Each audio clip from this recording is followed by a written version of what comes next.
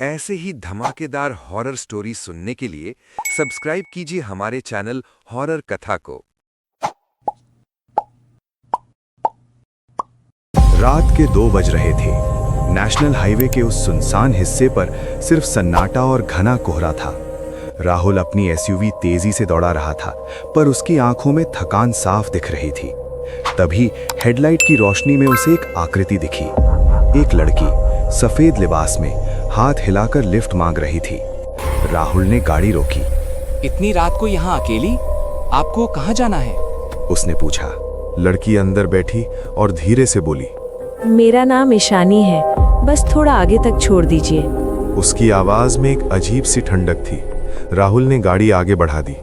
सन्नाटा तोड़ने के लिए राहुल ने संगीत चलाना चाहा, पर जैसे ही उसने डैशबोर्ड को छुआ, गाड़ी के एआई सिस्टम से एक ठंडी मशीनी आवाज गूंजी। गंतव्य निर्धारित कर दिया गया है, यात्रा शुरू होती है। राहुल चौंक गया। मैंने तो कोई लोकेशन नहीं डाली। उसने मैप की स्क्रीन देखी, पर वहां सिर्फ एक काली लकीर दिख रही थी। उसने सोचा शायद कोई तकनीकी गड़बड़ी होगी, लेकिन जब उसने गाड़ी की रफ्तार धीमी करने के लिए ब्रेक पर पैर रखा तो पैडल पत्थर की तरह सख्त हो चुका था। अचानक कार के सभी दरवाजे एक झटके के साथ लॉक हो गए। कड़क। ये क्या हो रहा है? राहुल चिल्लाया। उसने स्टीयरिंग घुमाने की कोशिश की, पर वो खुद ब खुद घूम रहा था। गाड़ी अब राहुल के वश में नहीं थी। ईशानी चुपचाप खिड़की के बाहर देख रही थी। उसके चेहरे पर कोई डर नहीं था। राहुल ने घबराकर उसकी तरफ देखा। ईशानी, फोन निकालो, पुलिस को कॉल करो, गाड़ी कंट्रोल के बाहर है। ईशानी उसकी तरफ मुड़ी। उसकी आंखों की पुतलियां पूरी तरह काली थी। उसने धीमी आवाज में कहा, पुलिस यहाँ नहीं आती राहुल, यहाँ सिर्फ हिसाब आता है। राहुल का दिल तेजी से धड़कने लगा। तुम कौन हो? तुम्हें मेरा नाम कैसे पता? ईशानी ने जवाब नहीं दिया।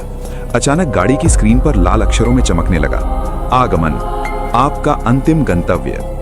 राहुल ने खिड़की के बाहर देखा। ये वो रास्ता नहीं था जो शहर की तरफ जाता था। ये एक ऊबड़-खाबड़ पुरानी सड़क थी जिसे पेड़ों की टहनियों ने ढक रखा था।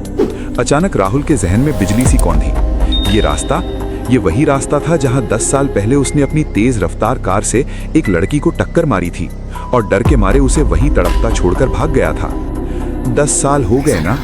ईशानी की आवाज अब पूरी गाड़ी में गूंज रही थी, जैसे वो चारों तरफ से बोल रही हो। उस रात भी बहुत कोहरा था।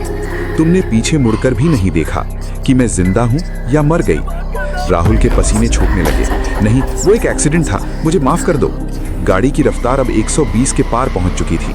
जीपीएस की आवाज फिर गूंजी, आप अपने अंतिम गंतव्य पर पहुंच रहे हैं। सामने एक पुराना लोहे का गेट दिखाई दिया, वही कब्रिस्तान जहां 10 साल पहले उस गुमनाम लड़की को दफनाया गया था। राहुल ने चीखते हुए दरवाजे पीटने शुरू किए, पर एआई ने जवाब दिया, सुरक्षा प्रोटोकॉल सक्रिय, दरवाजे नहीं खुल सकते। गाड़ी कब्रिस्तान के गेट को तोड़ते हुए अंदर घुस गई और ठीक उसी पुरानी कब्र के सामने जाकर रुकी जिस पर कोई नाम नहीं था। इंजन बंद हो गया। चारों तरफ मौत जैसा सन्नाटा छा गया। राहुल ने कांपते हाथों से ईशानी की तरफ देखा। उसकी बगल वाली सीट खाली थी। ईशानी गायब हो चुकी थी। तभी डैशबोर्ड की स्क्रीन पर राहुल की एक पुरानी तस्वीर उभर आई, जो 10 साल पहले की थी। उसके नीचे लिखा था, यात्रा समाप्त, स्वागत है राहुल। अचानक गाड़ी के अंदर का तापमान गिरने लगा। राहुल ने देखा कि डैशबोर्ड से धुआं नहीं बल्कि मिट्टी निकल रही है। धीरे धीरे पूरी गाड़ी कब्र की मिट्टी से भरने लगी। उसने शीशा तोड़ने की कोशिश की, पर वो अटूट था। जैसे जैसे मिट्टी उसके गले तक पहुंचने लगी, उसे खिड़की के बाहर ईशानी खड़ी दिखाई दी। वो मुस्कुरा रही थी। जीपीएस की आखिरी मशीनी आवाज गूंजी, आप अपने अंतिम गंतव्य पर पहुंच चुके हैं, अब आप कभी नहीं लौटेंगे। सन्नाटे में सिर्फ राहुल की दबी हुई चीख सुनाई दी और फिर कब्रिस्तान में दोबारा खामोशी छा गई। अगली सुबह वहां सिर्फ एक पुरानी कार खड़ी थी, जिसके अंदर कोई नहीं था सिवाय ढेर सारी पुरानी सूखी मिट्टी के।